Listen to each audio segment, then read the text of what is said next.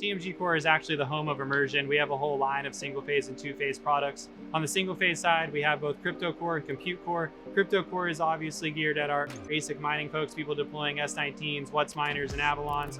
Our ComputeCore offering is aimed at the x86 market, your typical hyperscalers and people in the data center industry. We also have a full line of two phase products where we have our EdgeBox series and a 4.5, a 30, and a 120, and then our auto line of products with our auto 120.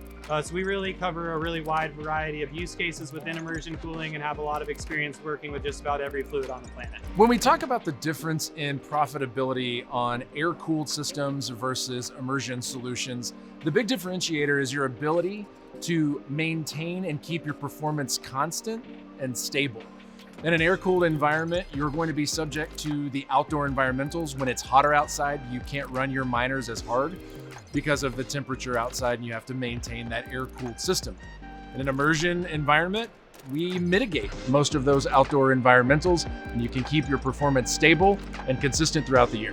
One of the benefits of CryptoCore, especially when it relates to overclocking, is just being able to get a lot more out of your machine. So what we did is we developed two different variants of our CryptoCore tank. One is a 140 kW version. It has 28 receptacles, each with 30 amp breakers, allowing you to take full advantage of your S19 miner, seeing upwards of 150 terahash per machine.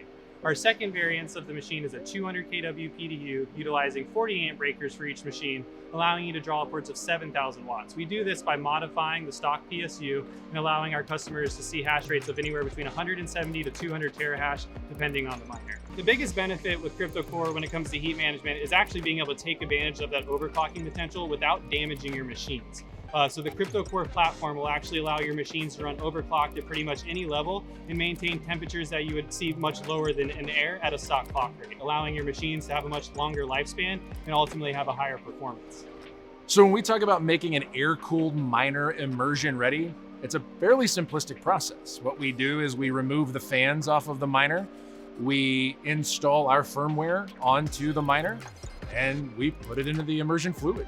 When it comes to sustainability, we can take this a couple different ways. If you're talking about the sustainability of your machine and the lifespan, by keeping the temperatures down, eliminating dust and debris, the lifespan of the machine is going to be much longer, along with having less replacement costs during the lifespan of the machine. Typically, an S19 miner over its lifespan will see 5 to 6 fan failures, which means you're going to be spending roughly $20 a fan to replace that fan plus the downtime. By utilizing immersion cooling, we remove all 7 fans from the machine, allowing you to have a lot more uptime. And by removing the dust and debris in the system, your machine's going to run for a much longer amount of time. When we want to talk about sustainability with the environment and energy usage, by eliminating all of those fans, along with all of the fans inside the building that's typically used for air cooling, and utilizing immersion cooling with a PUE of around 1.03, we're going to be able to save a ton of energy and be able to mine ultimately more Bitcoin using the overclocking and the reduced temperatures. So really, it's a win-win on both sides. Your miner is going to stay alive for a longer period of time, and it's going to use less energy during its lifespan. CryptoCore benefits companies financially by allowing them to maintain their operations year-round. So that's a big differentiator from air-cooled.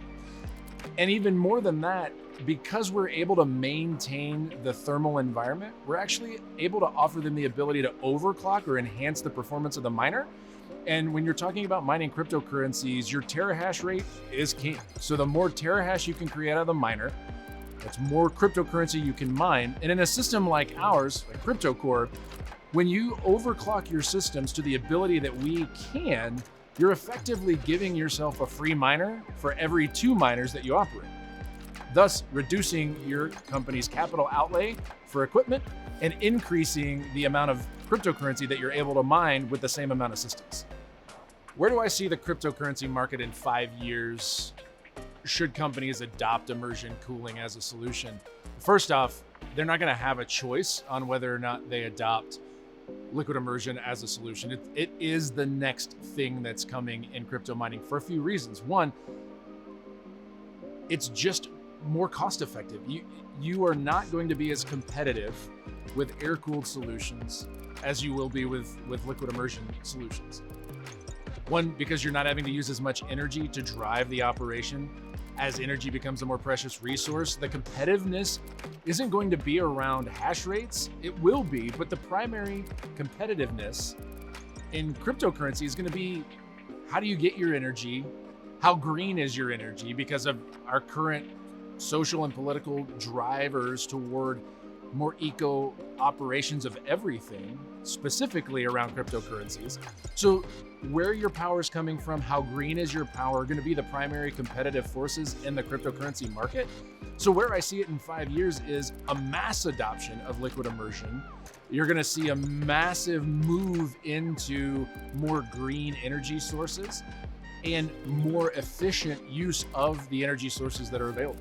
CryptoCore is a single-phase immersion mining platform that houses 28 of any type of miner. We've built it around the S19 due to the high usage of that machine around the world.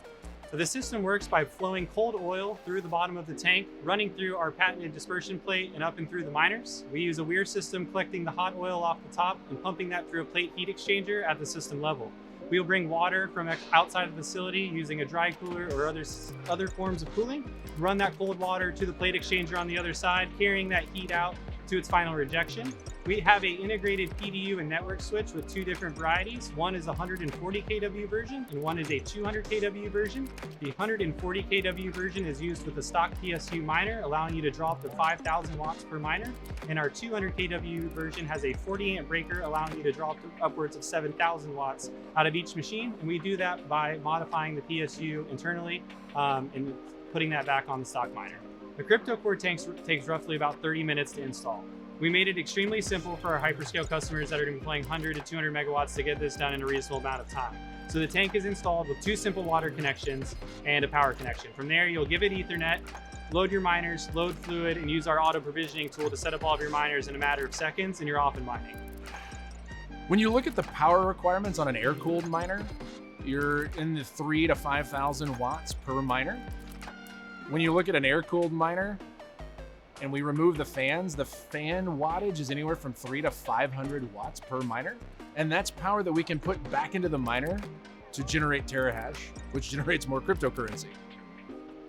My favorite thing about cryptocurrency in general is just freedom. Freedom to be able to purchase anything from anyone in the world, and also just have the flexibility to be able to spend money anywhere in the world, right? I think it's really important what we're seeing in the battle between Ukraine and Russia, seeing a number of stories from people from Ukraine fleeing, not having access to their bank accounts, but having access to their crypto wallets. I mean, we can kind of look at it as a blessing that Ukraine was the #1 adapter of crypto in the world, right?